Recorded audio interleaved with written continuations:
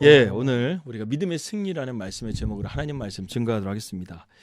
이 당시 고대 사회에는 여러 종족들이 흩어져 살았습니다. 이 바벨탑 사건 이후에 언어가 달라지게 되면서 이제 부족 문화가 시작하게 되고 부족 문화가 좀 발달돼서 국가 문화가 이제 시작이 되는데 서로 간에 영토 전쟁이 벌어지게 되면서 이제 국가 간의 전쟁이 이제 시작되죠.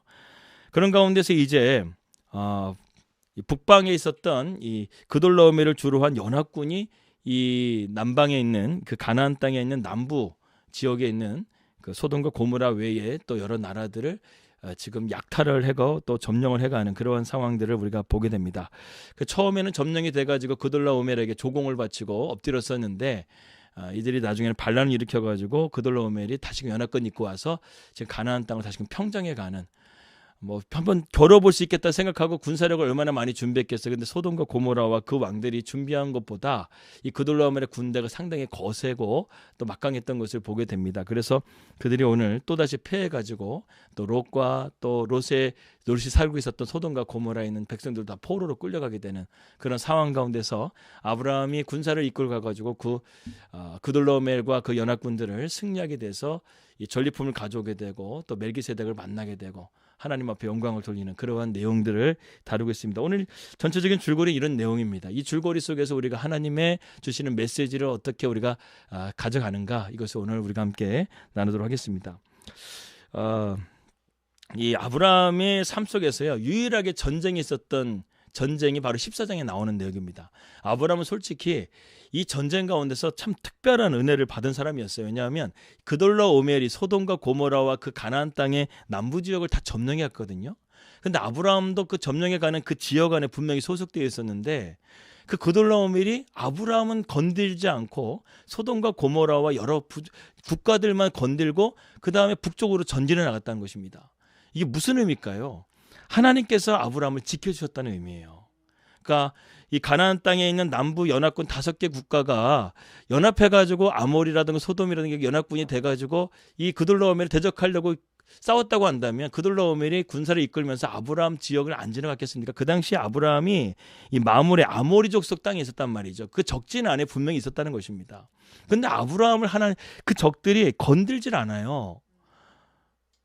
우리가 이것을 통해서 아브라함이 과연 어떤 삶을 살았는가, 그 찰스 스윈돌 목사님 같은 경우에는 이 부분을 어떻게 생각하냐면 아브라함이 그 당시에 상당히 그 유력한 사람이라는 것을 주변 국가들이 인정했다는 것입니다. 그것을 어떻게 알았냐면 바로 애굽을 통해서 금방 아브라함에 대한 소문이 퍼진 거예요. 그러니까 다시 말해서 애굽이 그 당시에는 가장 강력한 군주 국가입니다. 그돌라오멜마다 애굽은 건들질 않았어요. 그만큼 강력한 군주 국가였었는데 아브라함이 애굽에 내려갔다가 사례를 누이라고 속이게 되죠. 그런 가운데서 애굽의 그 왕이었던 바로가 사례를 이 첩으로 받아들이게 됩니다. 그런데 하나님께서 그 집안에 그 바로의 왕가 집안에 큰 재앙을 내리게 되죠. 그 바로가 벌벌 떨면서 아브라함을 그 재산 준 것까지 다 줘가면서 큰 거부가 되게 하면서 아브라함을 돌려보내요. 이 소문이 가나안 지역뿐만 아니라 그돌라오멜이 있었던 그 북부 지역, 북방 지역까지 다 퍼져 있었다는 것입니다. 그러니까 아브라함이 믿고 있는 하나님을 그들은 두려워했다는 거예요. 아브라함을 두려워한 것이 아니라 저 아브라함이 믿는 하나님이 보통 그 당시에는 제가 지난번에 말씀드렸다시피 지역신입니다. 지역신. 가나안 땅에는 가나안 땅에 신이 있었고 그 신이 더 강하고 애굽에는 애굽의 신이 더 강했다는 거예요. 셉트라는 애굽의 신이 있었거든요. 그 셉트라는 애굽의 신이 가장 강한 신이었다는 것이죠. 그런데 그 지역신을 이기면서까지도 아브라함의 하나님이 대단하시다라는 소문이 그 지역에 퍼졌기 때문에 북방에서도 그돌라오멜도 아브라함을 건들지 않았다는 거예요. 왜냐하면 그 아브라함 믿는 하나님이 자기를 해할까 봐 그들은 두려웠다는 것이죠. 여러분, 고대 시대는 항상 전쟁을 치르게 될 때 제사장이라든가 아니면 점치는 박수를 불러다가 이 전쟁에 승리할 것인지 승리하지 못할 것인지를 항상 점치고 반드시 전쟁 나갑니다. 그런데 그돌라오멜이 점을 안 쳤겠어요? 그리고 그돌라오멜이 지나가는 가운데서 아브라함이 그 당시 318명이라는 군사력을 가지고 있었다고 한다면 그의 가족들만 하더라도 1000명이 넘어요. 부인까지 포함하게 되면 2배고 자식들을 보통 그 당시에는 3, 4명 이상 낳았을 거니까 그의 군사들 가족들만 1000명이 넘고 그의 아브라함의 종들과 또 가설들 따지게 되면 거의 한 2, 3천 명, 거의 엄청 하나의 족속, 하나의 부족이 된단 말이죠. 근데 그 부족이 가지고 있는 땅덩어리가 웬 장난 아니지 않겠습니까? 가축들도 키우는데 그 땅을 가만히 내버려 뒀겠어요? 근데 그걸 지나쳐 버린다는 거예요. 그러면서 아브라함을 지나쳐야 되는 말에 대한 점쳤겠죠. 근데 그 점이 어떻게 나왔겠어요? 제 상상이지만 반드시 이 아브라함, 하나님께서 그 점치는 사람의 입을 막아서 발람처럼 하나님께서 말 못하게 하잖아요. 이스라엘 저주하려고 저주하지 못하게 3번이나 하나님께서 입을 막잖아요. 그것과 마찬가지로 박수라든가 제사장들을 통해서 점칠 때 아브라함은 건들지 마라, 이렇게 분명히 점괘가 나와서 아브라함을 건들지 않고 그 나머지 주변 국가들만 점령해 나갔다는 것입니다.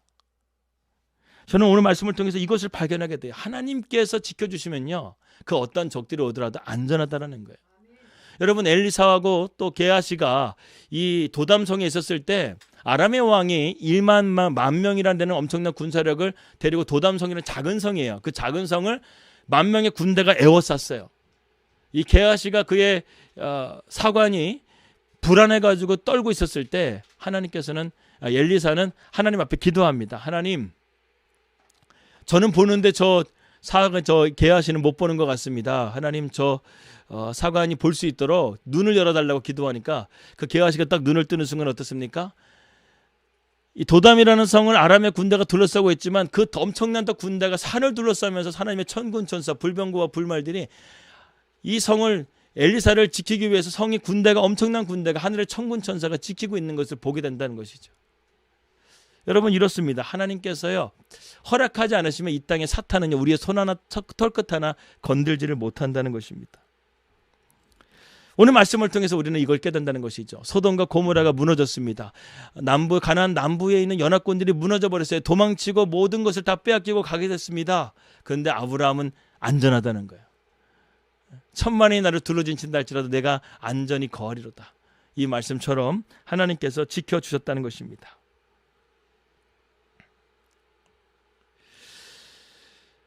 그런데 어느 날 한 사람이 다급히 아브라함을 찾아왔습니다. 그는 아브라함에게 조카 롯이 전쟁 중에 포로로 잡혀갔다는 이야기를 듣게 됩니다. 이때 아브라함의 집에서 길리고 연습한 318명의 가신을 데리고 신속히 아브라함은 롯을 구하기 위해서 전선으로 뛰어들게 되죠. 빼앗겼던 재물과 함께 소돔과 고모라의 백성까지 아브라함은 전쟁 가운데 승리하고 찾아오게 됩니다. 이 참으로 무모한 행동이 아닐 수 없습니다. 이 그돌라오멜은 단순하게 한 국가가 아니라 연합군대라는 것이죠. 어마어마한 군사력이었을 것입니다. 그런 가운데 있었는데 아브라함은 318명밖에 안 되는 군사력을 데리고 그들과 전쟁하기 위해서 뛰어들었다는 것이죠. 아브라함이 뛰어들었었던 이유는 단 한 가지입니다. 자기의 조카 롯을 구하기 위해서였어요. 아브라함은 현실을 보지 않고요, 오직 믿음의 눈으로 이 문제를 바라보기 시작했다는 것입니다. 그리고 자신이 늘 함께하며 인도해 주시는 하나님의 지키심과 보호하심을 의지하면서 그 전쟁으로 뛰어들었다는 것이죠. 그래서 군사의 많고 적음에 연연하지 않고 하나님만의 의지함을 통해서 담대히 나가 아브라함은 싸울 수가 있었다는 것입니다. 여러분, 다윗도 마찬가지죠. 너는 칼과 단창으로 나를 싸우지만 나는 만군의 하나님 여호와 이름으로 너 앞에 나간다. 골리앗 앞에서 담대하게 말했던 것처럼 우리 그리스도인들의 싸워야 될 진정한 무기는요, 칼과 단창이 아니에요. 오직 여호와의 만군의 하나님의 이름으로 싸워 나가야 된다는 것입니다. 그럴 때 하나님 앞에 모든 대적하는 적들은 하나님께서 그 모든 것들을 물리쳐 주실 줄을 믿습니다. 제가 아까 엘리사에 대한 말씀 드렸죠. 그 말씀 조금만 더 드릴게요. 엘리사가 도담성에 둘러싸여 있었습니다. 아람의 군대에 둘러싸고 있었습니다. 그런데 하나님께서 어떻게 합니까? 하나님께서 아람의 군대 10,000명의 눈을 다 가려버려요. 마치 전체 단체 체면술에 걸리게 만듭니다. 그래서 그들이 앞을 못 봐요. 앞을 못 보는데 약간 우리가 체면할 때 이렇게 사람의 그 말로 체면 거는 게 있잖아요. 마치 그런 것처럼 엘리사가 이 1만 명의 군대를요, 이끌고 사마리아 성으로 함께 이끌어갑니다. 놀랍죠?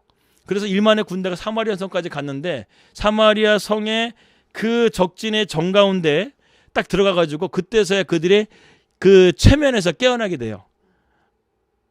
그리고 보니까 자기네는 분명히 도담성에 있었는데 나중에 보니까 사마리아 성 중앙에, 그것도 여호람 군대에 둘러싸여 있어가지고 꼼짝을 못하게 자기네 도관에 든 쥐가 된 거예요.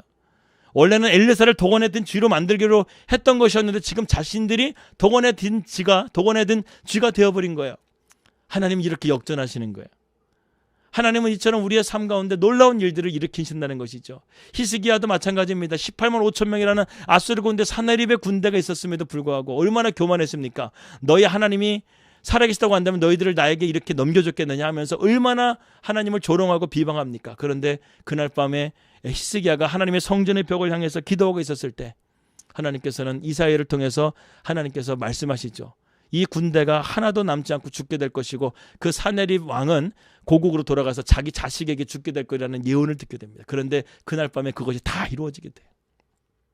18만 5천 명이 순식간에 죽어버리고 사네립 왕은 집으로 가서 자기 아들한테 무참하게 죽임을 당해요. 하나님 앞에 큰 심판을 받게 된 것이었습니다. 이처럼 하나님이요 피 한 방울 흘리지 않고 군사들 아군들 하나 피 한 방울 흘리지 않고 무기 하나 들지도 않고도 이기게 하시는 분이 하나님이시라는 거예요. 그래서 여러분 성경에 보게 되면요 하나님이 개입하시면 문제는 쉽게 끝나요. 근데 인간이 풀려고 하면 문제가 어렵게 끝나요. 이것을 우리가 잘 알아야 돼요. 그렇기 때문에 우리가 오늘 이 밤 가운데 기도할 때요 물론 내가 노력해가지고 어느 정도 문제를 풀어갈 수는 있어요. 그러나 그것은 힘든 여정이 돼요. 그리고 또 불안해요. 근데 하나님이 우리 가운데 역사해 주시고 그 문제를 풀어가시면 불안하지 않아요. 염려가 없어요. 완벽하게 하나님께서 이루어 가시는 것을 보게 된다는 것입니다. 오늘 이 저녁 가운데 그런 하나님을 우리가 붙들고 믿음으로 나아갈 수 있는 저와 여러분들이 되기를 주님의 이름으로 기도합니다. 이 롯은요 아브라함이 이렇게 구하에서 갈 만한 그러한 사람이 아니었죠. 어저께 우리가 말씀 나눴다시피 롯은 아브라함을 떠난 사람입니다. 아주 괘씸하죠. 젊은 어린 새파랗게 어린 그 롯이 삼촌을 떠나려고 하는데 어떻게 말합니까? 삼촌이 먼저 선택권을 주니까 가장 좋은 땅을 달라고 젖과 꿀이 흐르는 땅이 저 땅인데 저 땅을 달라고 해요. 그래도 조카인데 삼촌이 먼저 말이라도 삼촌이 먼저 결정하세요. 이렇게 말했다고 한다면 좀 소위 이 속된 말하면 싹수가 좀 그래도 있는 건데 그런 것도 없는 거예요. 진짜 한마디로 말해서 이 롯은 이 아브라함이 구해서 갈 만한 그런 가치가 없는 인간이었어요. 그런데 아브라함은요 그런 거 생각하지 않아요. 한번 그 조카는 영원한 조카인 거예요. 그 조카를 끝까지 사랑해 줍니다. 그래서 자기의 목숨을 걸고 그 조카 롯을 구하러 간다는 것이죠. 한편 그에게 속한 318명의 용사들에게 딸린 가족들과 그 밖에 필요한 인력들을 생각하게 되면 아브라함은 이 조카 롯을 구하러 가는데 어마어마한 그 비용을 들여가가지고 군사를 이끌고 가가지고 전쟁을 치르러 가는 것입니다. 그리고 그 전쟁도 이길지 안 이길지에 대해서 확신할 수가 없다는 것이죠. 아브라함이 이처럼 든든한 기반을 형성하면서 하나님께 주시는 축복 가운데 지금 이때를 위해서 군사력을 데리고 전쟁터에 나가고 있습니다. 14절과 16절입니다. 이 아브라함이 그의 조카가 사로잡힘을 듣고 집에서 길리고 훈련된 자 318명을 데리고 단까지 쫓아가서 그와 그의 가신들의 나누어 밤에 그들을 쳐부수고 다메섹 왼편 호바까지 쫓아가 모든 빼앗겼던 재물과 자기의 조카 롯과 그의 재물과 그 부녀와 친척을 다 찾아왔더라. 뭐 전쟁에 대해서는 하나님께서는요 얼마나 그냥 쉽게 속전속결로 이 전쟁을 끝내셨는지 그날 밤에 끝내버렸어요. 여러분 보통 전쟁을 연합군과의 전쟁이라고 하는데 하루 만에 끝나지 않습니다. 318명을 데려갔는데 그것을 또 나눴어요. 나눠가가지고 이쪽 편을 나눠가가지고 했는데도 승리를 해가지고 온 거예요. 기적 아닙니까? 이건 정말 하나님의 기적적인 승리였다는 것이죠. 마치 아말렉과의 이스라엘과의 전쟁 가운데서 모세가 손을 들었을 때 하나님께서 그 전쟁 가운데 아말렉을 승리케 하셨던 것처럼 하나님께서 함께 하심을 통해서 아브라함은 말도 안 되는 이 숫자 가지고 마치 기드온의 300용사처럼 이 전쟁 가운데 승리하게 된 것을 우리가 보게 된다는 것이죠. 여러분 그돌라오메가 전쟁은요 그야말로 결혼으로 바위치기와의 전쟁이었어요. 318명 가지고는 어림도 없는 전쟁이었습니다. 소위 똑똑한 사람들은 계산이 빠르죠. 계산이 빠르기 때문에 이런 전쟁을 아예 시작도 안 해요. 근데 아브라함은 계산하지 않은 거예요. 여러분 오늘날 목회자들도 계산이 빠른 목회자들이 있어요. 머리가 믿음보다 머리가 빨리 돌아가는 목회자들이 있어요. 그래서 목회를 상당히 막 센시티브하게 잘합니다. 근데 그 결과에는 열매가 없어요. 인간적인 방법으로 목회하는 가운데서는 열매가 없어요. 그래서 늘 성도들이 신앙생활 가운데 푹푹 쓰러지는 거예요. 말은 청산유수예요. 그런데 믿음으로 행함이 없고 믿음으로 살아가지 않는 목회자의 그 목회의 역량은요 성도도 똑같아요. 그래서 여러분 저는 이렇게 생각합니다. 목회자의 믿음의 깊이만큼 성도들도 그 깊이를 들어갈 수 있는 거예요. 목회자의 믿음을 넘어설 수가 없어요, 성도들이. 그 목회자는요, 늘 영적 안에서 믿음으로 더욱더 하나님과 깊이 들어가는데 열심을 내야 됩니다. 근데 너무나 머리가 빠르다 보니까 힘들고 어려우게 되면, 또 재정적으로 어렵게 되면 그냥 제일 먼저 하는 게 뭐냐면 일부터 찾기 시작하는 거예요. 하나님 앞에 엎드려서 기도해서 하나님 앞에 능력 달라고 기도하는 게 아니라 내가 먼저 해결할 수 있는 문제를 빨리빨리 해결해 버리는. 그러면 하나님이 도우실 통로가 없어요. 여러분, 하나님은 믿음을 통해서 일하시거든요. 믿음을 통해서 반응하시고 믿음을 통해서 능력을 주시고 믿음을 통해서 복을 주시는데, 믿음이 없이 내 힘으로 가게 되면 하나님께서는 거기서 하나님이 하실 일이 없어요. 하나님은 거기에 관심도 안 가져요. 그 네 힘대로 해. 그럼 할 수 있어요, 여러분. 여러분, 우리가 세상적으로 살아갈 때 하나님 없이도 얼마든지 살아갈 수 있어요. 근데 중요한 건 무엇이에요? 그렇게 살아가는 가운데서 늘 우리는 불안하고 염려한다는 것이죠. 하나님이 내 삶을 붙들어 주시기 때문에 나는 살아갈 수 있다고 하는 사람은요, 죽음이 오거나 어떤 삶이 온다 할지라도 두려워하지가 않아요. 마음에 평안이 있다는 것이죠. 아브라함은 이 애굽에서 다녀온 이후에 롯과의 차이가 뭐냐 하면, 애굽에 다녀온 이후에 아브라함은 정말 하나님을 만났다는 거예요. 이게 중요해요. 가나안 땅에 도착해가지고 제단을 쌌을 때는, 하나님 말씀을 들었었을 때는 그가 아브라함이 그냥 체험하지 못한 하나님이야. 그냥 늘 말씀해 주신 하나님이었는데, 그런데 애굽에서는 정말 하나님이 애굽의 바로왕까지 움직여 가면서 하나님께서 사례를 구원해 주시고 자기에게 큰 재물로서 축복해 주시면서 돌아오게 하시는 하나님의 능력을 봤잖아요. 이게 바로 체험적인 신앙이에요. 그러니까 아브라함은 체험적인 신앙을 봤기 때문에 돌아와가지고 베델에서 하나님 앞에 예배 드릴 때는 진정한 예배가 된 거죠. 우리가 그냥 지식적으로만 상식적으로만 하나님을 종교적인 외식적으로만 예배하게 되면 그거 진짜 예배가 아니에요. 정말 하나님이 내 삶 가운데 만나져야 그 예배가 살아있는 예배가 되는 거예요. 아브라함은 살아있는 예배를 드렸지만 롯은 그렇지가 않았어요. 롯은 애굽에서 하나님이 일하신 역사를 보면서도 그것을 믿음으로 받아들이지 못한 거예요. 그러니까 어떻게 합니까? 늘 애굽을 동경하고 있었어요. 그래서 여호와의 동산 애굽 땅처럼 소돔과 고모라가 보였다고 말하잖아요. 그의 마음속에는 하나님이 계신 게 아니라 애굽 땅이 있었던 거예요. 애굽 땅이. 그러니까 늘 아브라함이 걸어가는 길이 불만인 거죠. 이 광야에서, 가나안 땅에서 내일을 알 수 없는 미래를 바라보는 것보다 차라리 저 도시국가에 가게 되면 내가 더 성공할 것 같은데, 계산이 빨리 돌아가는 거죠. 롯은. 저기 가게 되면 내가 삼촌보다 더 큰 거부가 될 거다. 계산 돌아간 거예요. 그러니까 소돔과 고모라를 택한 것이죠. 근데 결국에는 어떻게 됩니까? 이렇게 완전하게 망해버린 거예요. 때로는 여러분, 우리가 그리스도인으로서 길을 걸어갈 때 세상 사람이 볼 때는 손해보는 길처럼 보일 때가 있어요.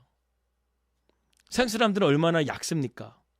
그리고 얼마나 돈 버는데 머리가 빨리빨리 돌아가요. 그런데 그리스도인들은 돈 버는 것보다 믿음을 지키는 게 더 중요한 것이거든요. 그래야 주일날 예배 드리는 거잖아요. 여러분, 식당 장사하는 분들 보세요. 주일날이 대목이에요. 근데 주일날 식당을 문을 닫고 교회에 나오는 그런 집사님들, 장로님들 대단한 거예요, 여러분. 주일 성수한다는 거 정말 대단한 거예요, 사업하면서. 그 손해를 보면서도 하나님을 의지하게 되는 것이죠. 그런데 하나님이 그냥 가만히 내버려 둘까요? 하나님 복을 주신다는 거예요.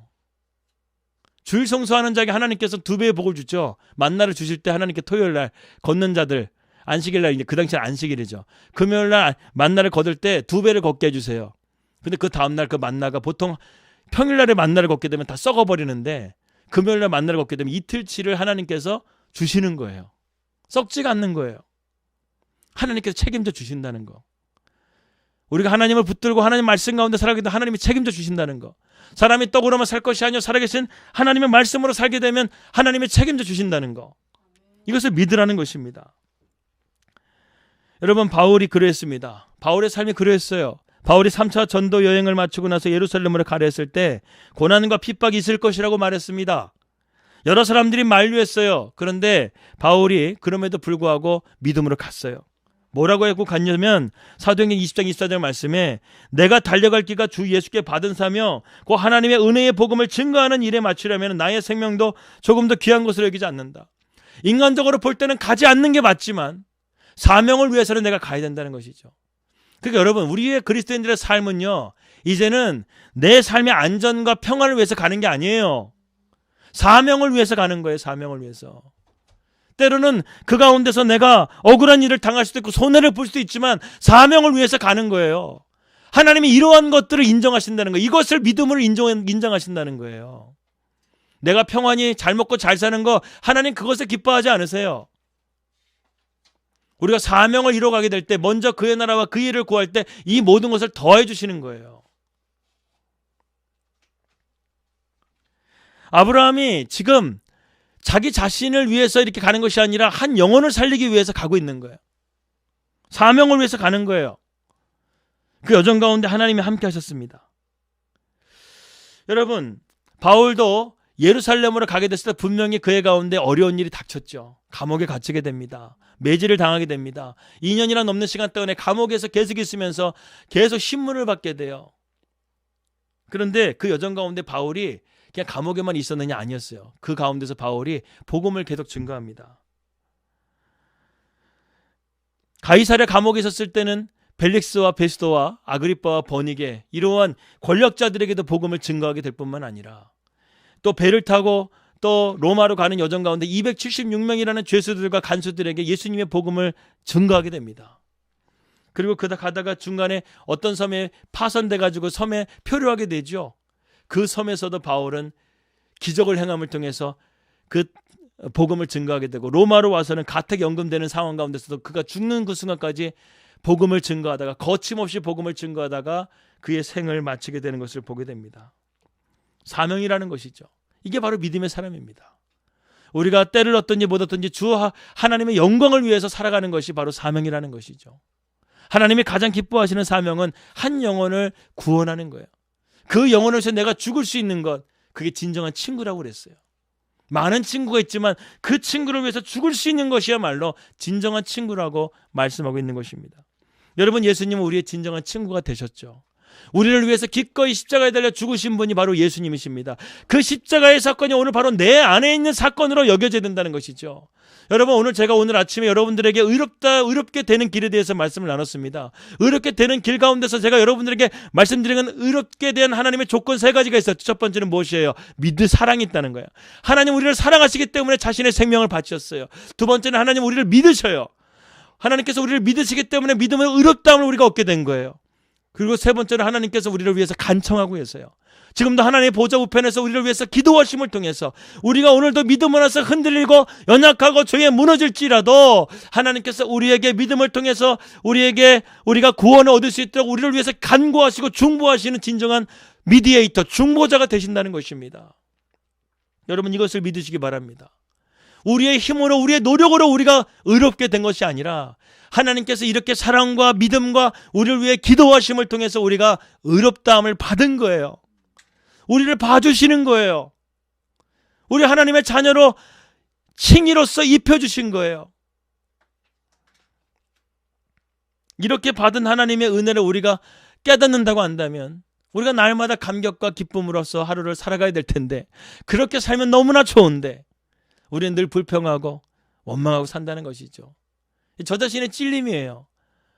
한 주를 살아가면서도 참 이번 주에는 참 하나님 앞에 좀 불평을 많이 했던 것 같아. 지금 이 자리에 서면서도 참 회개하는 마음으로 지금 이 자리에 서 있습니다. 진짜 로마서의 말씀, 창세기 말씀 보게 되면 정말 주옥과 같은 말씀을 내가 설교하고 있으면서도 뒤돌아서게 되면 내 믿음이 없는 거예요. 얼마나 하나님 앞에 죄송한지. 그래서 어제는 갑자기 내 창자에서부터 끌어올리는 이 비통한 마음 때문에 하나님 앞에 주여 나는 죄인입니다. 이 기도가 계속 나오는 거예요. 하나님이 이렇게 나에게 놀라운 은혜를 주시고 우리로 하여금 이렇게 이 땅 가운데 복음을 증거하라고 뉴질랜드까지 보내주셨는데 하나님, 내가 하나님 앞에 불평하고 원망하고 있는 내 모습이 하나님 용서해 주세요. 이렇게 기도하고 있는 기도를 하였다는 것입니다. 여러분, 하나님께서 우리에게 주신 이 놀라우신 은혜를 우리가 기억하시기 바랍니다. 그 은혜의 감격 안에 우리가 날마다 살아갈 수 있는 저와 여러분들이 되기를 주님의 이름으로 기도합니다. 16절의 말씀 보니까 모든 빼앗겼던 재물과 조카 롯과 그의 재물과 또 부녀와 친척을 다 찾아왔더라. 불가능한 일이라고 생각했지만 하나님이 함께 하시면 불가능은 가능케 된다. 할렐루야.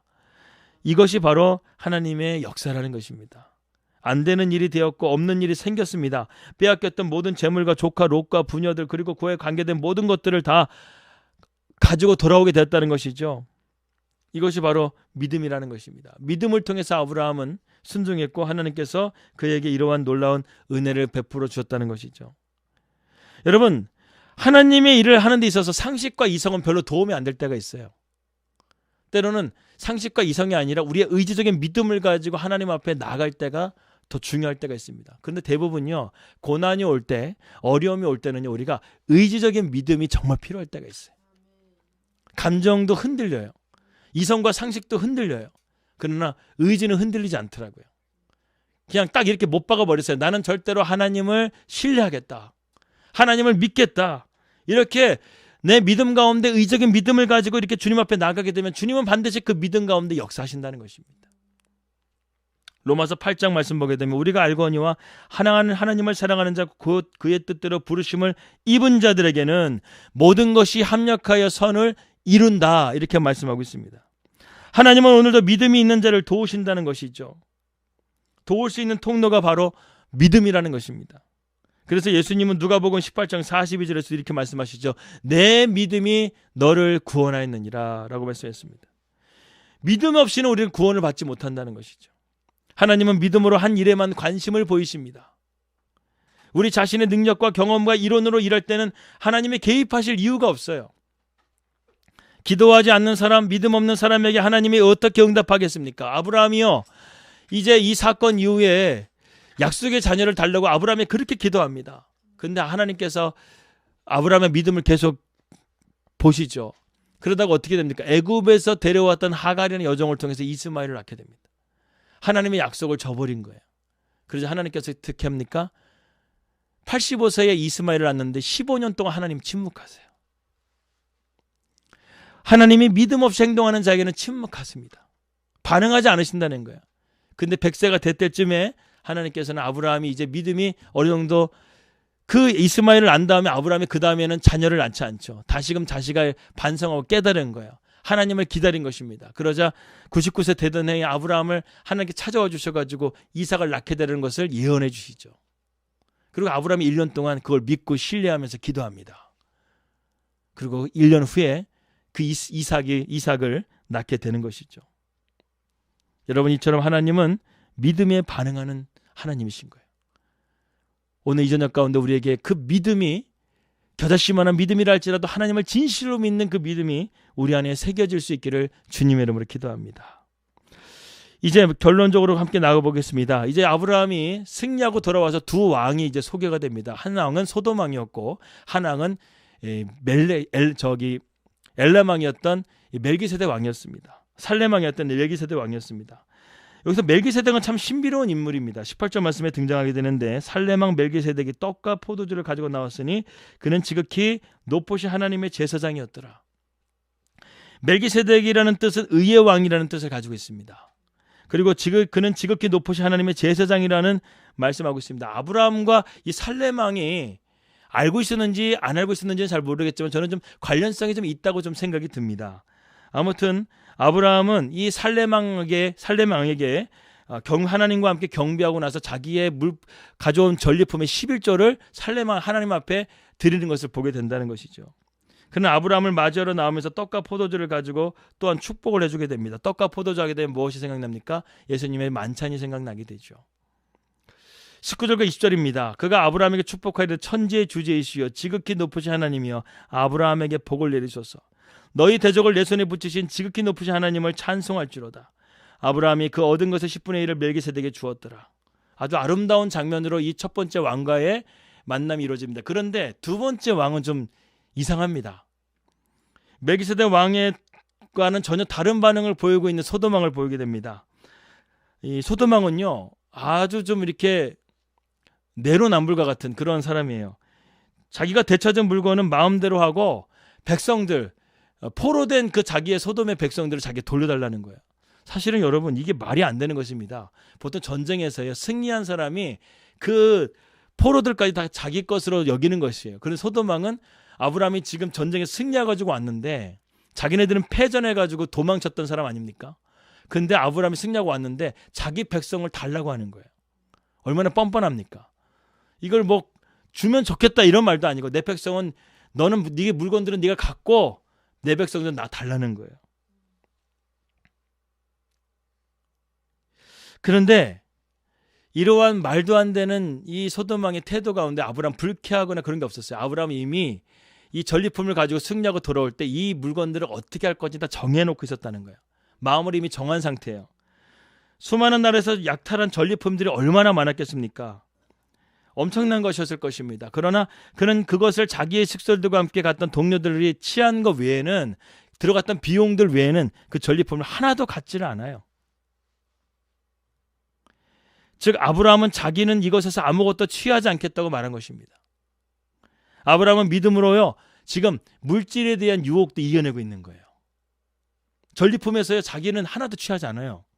자기 부하들이 취한 것들을 어느 정도 가져가게 하고, 그 다음에 자기와 함께 갔던 다른 부족들에게 가져갈 것을 가져가게 하고, 나머지는 그냥 너 다 가지라는 거예요. 포로들 가져가.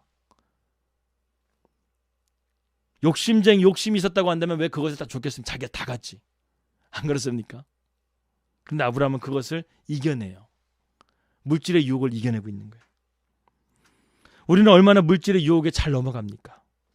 그러나 아브라함은 이러한 상황 속에서 하나님께 영광을 돌리고 물질적인 부보다 이 모든 것을 지켜주시고 보호해 주신 하나님께 감사와 영광을 돌리고 있는 것을 보게 된다는 것입니다. 여기서 우리는 아브라함의 4가지 성품을 발견하게 되는데, 첫 번째는 뭐냐면 진정한 이타심이라는 거예요. 아브라함은 자기의 조카를 사랑하는데 끝까지 사랑했다는 거예요. 예수님도 여러분 우리를 사랑하실 때 끝까지 사랑하십니다. 제자들을 끝까지 찾아가시잖아요. 베드로를 끝까지 찾아가시잖아요. 바울을 끝까지 찾아가시잖아요. 바울이 로마의 그 예루살렘의 감옥에 있었을 때 주님이 그날 밤에 찾아와서 뭐라고 말합니까? 바울아 걱정하지 마라. 너 여기서 살아나 로마로 가게 될 건데 거기서 나의 복음을 증거하게 될 거다. 이 하나님 주님께서 그날 밤에 바울에게 위로하시는 거예요. 당장 내일 죽을 거라고 생각했는데 주님께서 바울에게 찾아와 주셔서 그러한 말씀으로 위로하고 있다는 것이죠. 그러니까 바울이 끝까지 주님을 붙들면서 나가지 않습니까? 아브라함도 마찬가지예요. 롯은 아브라함을 2번 버렸어요. 첫 번째는 어떻게 버렸습니까? 소돔과 고모라 갈 때 버렸죠. 그런데 소돔과 고모라가 지금 그돌라오멜에 의해서 포로 잡혀갔는데 이 롯은요 아브라함에게 돌아오지 않아요. 다시 소돔으로 갑니다. 아브라함을 2번 버려요. 롯은 어쩔 수 없는 롯이었던 거예요. 하나님의 자녀와 하나님을 믿지 않는 택함받는 자녀, 택함받은 자녀와 택함받지 못한 자녀는 그 인생이 분명하게 극명하게 갈라집니다. 그래서 아무리 복음을 전하고 아무리 하나님의 기적을 보여줘도 믿지 않는 사람들은 믿지 않아요. 그러나 하나님의 택함받은 자녀는 복음에 반응하기 시작하고 이런 하나님의 은혜의 기적들을 통해서 하나님이 살아계신 것을 깨닫게 된다는 것입니다. 2번째로 아브라함은요 희생정신이 있었어요. 롯을 구하기 위해서 자신의 가설들을 다 데리고 가서 그 전쟁 가운데 들어가서 목숨을 걸고 싸웁니다. 롯 한 사람을 구하기 위해서. 아브라함이 이처럼 희생정신이 있었다는 것이죠. 그리고 아브라함은 3번째로 욕심이 없었습니다. 그래서 소돔과 고모라 왕에게 자기가 빼앗은 그 전리품을 부하들과 나머지 정리할 것만 정리하고 다 줘버려요. 물질에 대한 욕심이 없어요. 그는 오히려 이러한 위대한 일을 자기를 통해서 행하신 하나님 앞에 영광 돌리는 것 외에는 자기가 욕심을 내지 않습니다. 이것만으로도 만족하고 있다는 거예요. 마지막 4번째로 아브라함은 온화했다고 했습니다. 온화했다. 아브라함은 소돔 왕의 무례함에도 불구하고 그것에 대해 자극받지 않고 지혜롭게 이 문제를 해결해 갔다는 것이죠. 이처럼 아브라함처럼 우리도 이러한 믿음의 사람이 되어야 되겠습니다. 이것을 한마디로 정리하면 겸손이라는 거예요. 아브라함은 겸손했어요. 아브라함은 믿음의 특징은 순종도 있지만 그는 하나님뿐만 아니라 타인에게 매우 겸손한 모습을 보여주고 있습니다. 아브라함의 생애 동안 부족 간의 갈등이요 없었어요. 사실은 이것도 아브라함은 솔직히 그돌라오멜에 그냥 지나쳐 줬잖아요. 전쟁이 안 났어요. 근데 롯 때문에 이 전쟁을 한 것 외에는 아브라함이요 그 부족 간의 전쟁이 한 번도 없었어요. 이삭도 그랄 지역에서 그 목초지를 놓고 우물을 놓고 다투게 되잖아요. 야곱도 세겜에서 하몰의 아들을 죽임을 통해서 또 부족 간의 갈등이 일어나게 돼서 베들로 도망치게 되잖아요. 근데 아브라함은요 그의 인생 동안 한 번도 이 전쟁 외에는 부족 간에 갈등이 없어요. 하나님께서 아브라함의 삶의 지경을 주님 약속 붙들고 믿음으로 나가니까 평정시켜 주시는 거예요. 국가들이 쳐들어와도 아브라함은 건들지 않고. 그러니까 아브라함을 두려워하게 된 거예요. 아브라함이 더군다나 그돌라오메를 전쟁을 해서 이겼잖아요. 그러니까 이젠 더 이상 그 주변 국가들이 아브라함을 더 건들질 않아요. 야, 저 아브라함이 믿는 하나님은 318명 가지고도 그돌라오메를 엄청난 군사를 이기는 하나님이다. 이제는 더 이상 우리가 아브라함의 하나님을 건들면 안 된다. 여러분, 우리가 세상 가운데 이런 그리스도인의 영향력을 보여야 되지 않겠습니까? 하나님이 나와 함께 하시는 게 능력이지 내 물질이 능력이 아니라는 거예요. 내가 가지고 있는 지위가 능력이 아니라는 거예요. 그리스도인들의 진정한 능력은 하나님이 함께 하시는 게 능력이라는 거예요. 이처럼 아브라함은 겸손했으며 또한 하나님 겸손했으며 이 아브라함은 늘 그 삶 가운데 하나님께서 겸손한 가운데 평안을 주셨다는 것입니다. 그렇기 때문에 우리의 삶 가운데 진정한 평안이 임하기 위해서는 어떻게 됩니까? 주님을 붙드는 것밖에 없다는 거예요. 믿음밖에 없다는 거예요. 믿음을 가지게 되면 우리의 삶 가운데 이렇게 하나님께 놀라운 기적과 또 하나님께서 놀라운 하나님의 은혜와 축복을 내리어 주신다는 것입니다. 저는 그렇습니다. 믿습니다. 우리의 삶 가운데 하나님이 함께 하시면 우리가 믿음으로 나가게 되면 하나님은 오늘도 우리에게 승리를 주십니다. 여러분 삶 가운데 여러 가지 영적 전쟁이 있죠. 제가 알고 있는 어떤 권사님은요, 이웃집 사람 때문에 상당히 고통받고 있어요. 믿은 교회를 다닌다는 권사라는 분인데 옆집 사람이. 근데 그 옆집에 있는 사람이 계속 이 옆에 있는 권사님을 괴롭히는 거예요. 최근에 어떤 일이 있었냐면 이 자기네 마당으로 새 파이프를 던져버렸어요. 그래서 자기 아들이 다시금 새 파이프를 그 마당으로 던져버렸는데 자기 집에다가 이 새 파이프를 던졌다고 주거 침입했다고 해가지고 신고해버린 거예요. 자기네가 던져놓고. 근데 CCTV가 없어, 증거가 없잖아요. 고소해가지고 지금 그 소송 들어갔대요. 이게 말이나 됩니까? 그리고 맨날 그 자기네 집으로 집 담벼락에 와가지고 계속 욕을 한대요. 죄를 진 것도 없는데 계속해서 욕을 한대요. 마치 사탄의 귀신에 뒤집어 쓰인 여자처럼. 또 어떤 권사님은 자기네 집 옆집이 있는데 그 옆집에 권사님이 정말 기도를 세게 하시는 분이신데 그 옆집에 사시는 분이 불심이 깊으신 분이에요. 그러니까 우리 권사님은 주님을 열심히 믿으시는 분이고 또 옆에 있는 분은 불교를 열심히 믿는 분이 만난 거예요, 옆집에. 그러다 보니까 그분도 이제 집에다가 맨날 불상 놓고 옆에서 향 피워놓고 기도하나 봐요. 그러니까 왔다 갔다 문 열어놓게 되면 그 향냄새 때문에 영적인 공격이 얼마나 심한지 권사님 너무 힘들다고 저한테 기도 좀 해달라고 연락이 오신 권사님도 계십니다. 그래요, 여러분. 우리가 살아가는 이 세상은요, 그야말로 영적인 전쟁터예요. 우리가 믿음으로 아브라함처럼 나가야지만 우리가 승리하게 됩니다. 살레망이 축복해 주는 것처럼 하나님께서 그 함께 해 주실 때 진정한 전쟁의 승리가 있는 거예요. 우리의 삶은요, 무기가 아니라 하나님을 믿는 믿음, 이 믿음이 우리의 진정한 무기가 돼서 우리의 삶 가운데 진정한 승리가 있기에 될 줄을 믿습니다.